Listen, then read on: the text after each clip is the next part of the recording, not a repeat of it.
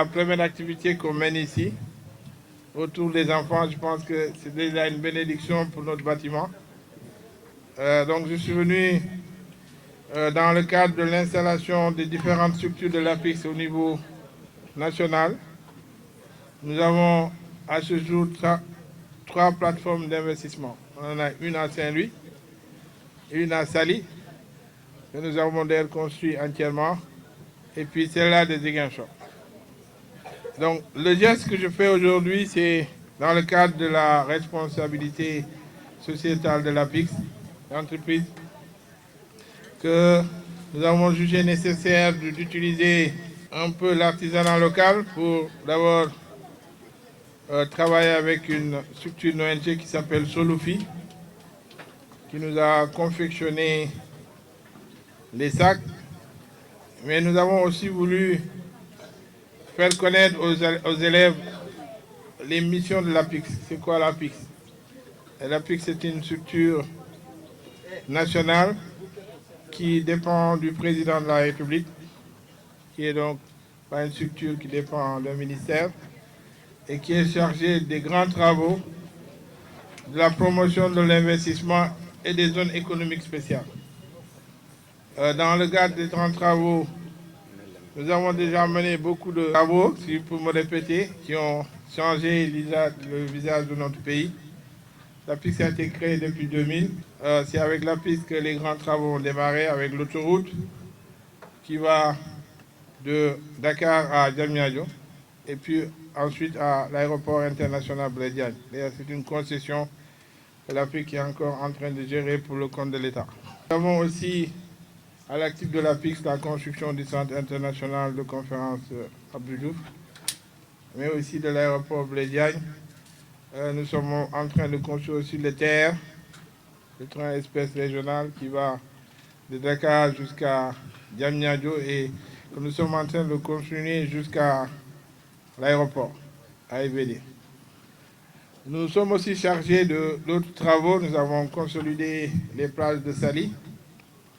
Nous sommes en train de restructurer 6 communes dans le département, faisant de la canalisation en construisant des bassins de rétention, mais aussi en construisant des routes. C'est dans le cadre d'un programme qu'on s'appelle Pécule Irrégulier Sud de PIS. Et ensuite, nous sommes à Saint-Louis, où nous sommes en train aussi de restructurer la ville, de construire des places publiques, de reconstruire le marché, la cathédrale et plusieurs autres places publiques, de même que des monuments historiques qui sont classés là. Et aussi, on est en train d'aider aussi les personnes qui étaient propriétaires de maisons et qui sont classées patrimoine mondial de l'UNESCO. Donc nous les appuyons pour réhabiliter leur école, leur maison. C'est la partie grands travaux. L'autre partie, c'est celle qui concerne la promotion de l'investissement. Dans le cadre de la promotion, nous accompagnons la création des entreprises. Nous avons des guichets uniques dans lesquels il y a l'ensemble des services de l'État, que ce soit les domaines, que ce soit les greffes, mais aussi nous avons tout ce qui contribue à la création de l'entreprise. Donc ils sont installés tous, ils seront tous installés dans ce bâtiment. Nous avons demandé à tous les ministères d'y affecter des fonctionnaires. Donc nous attendons juste l'inauguration du bâtiment pour que tout soit fonctionnel. Ça, c'est la partie promotion de l'investissement, mais aussi dans cette partie, on a ce qu'on appelle l'environnement des affaires. C'est-à-dire que quand l'APIX a été créée, on a constaté qu'il y avait beaucoup de goulot d'étranglement pour que les entreprises viennent s'installer. Donc on a réformé beaucoup de textes pour les mettre en conformité avec les normes internationales. Donc on a réformé le Code du travail, le permis de construire, l'accès à la propriété, le Code des investissements, d'ailleurs qui est encore en chantier. Nous sommes aussi le secrétariat du Conseil présidentiel de l'investissement. Là, c'est la partie qui concerne, bien entendu, la promotion de l'investissement. C'est dans ce cadre, c'est dans cette mamelle qu'appartient cette pli pour accompagner les investisseurs au niveau de la région, au niveau du sud, pour les accompagner dans tous les domaines, parce qu'ici aussi, nous aurons beaucoup de structures de financement. Nous aurons l'ADER, nous aurons Promise, à toutes les structures pour que quand on vient créer son entreprise, qu'on puisse aussi avoir son accompagnement sur le plan du financement. La troisième mamelle de l'APIX, c'est une mamelle industrielle.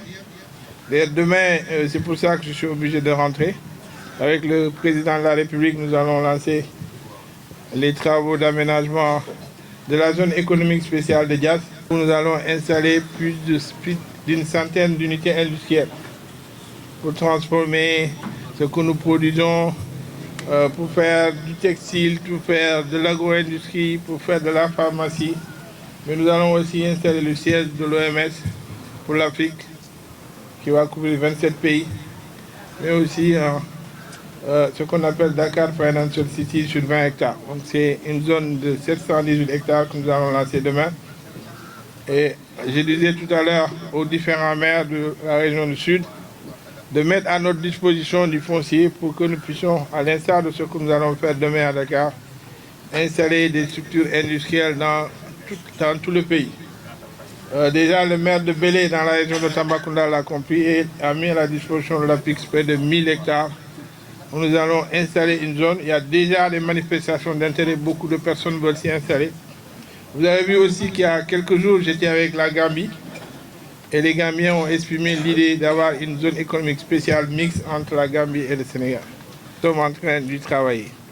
Donc aujourd'hui, nous sommes venus avec plus de 2000 cahiers et des sacs, 2000 aussi, pour les distribuer aux écoles des communes de Ziguinchor, des communes de Boutoupa Kamarakounda et des communes de la commune de Niassia, qui est aussi ma commune, donc je ne peux pas les oublier.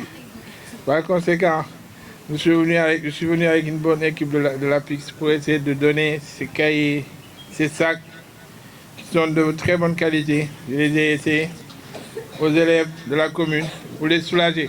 Nous n'allons pas nous arrêter là parce qu'on s'est rendu compte qu'à l'occasion des derniers événements aussi, beaucoup d'écoles ont été détruites, des tables bancs. Donc avec Mme Semou, nous sommes en train de nous organiser pour, je pense déjà, on est en train de confectionner 350 tables bancs que nous allons aussi, dans les jours à venir, remettre aux écoles. Peut-être qu'on ne va pas s'arrêter là, on va aller au-delà de 350 pour essayer d'aider à la reconstruction de l'école de Ziguinchor qui a été gravement endommagée pendant les derniers événements.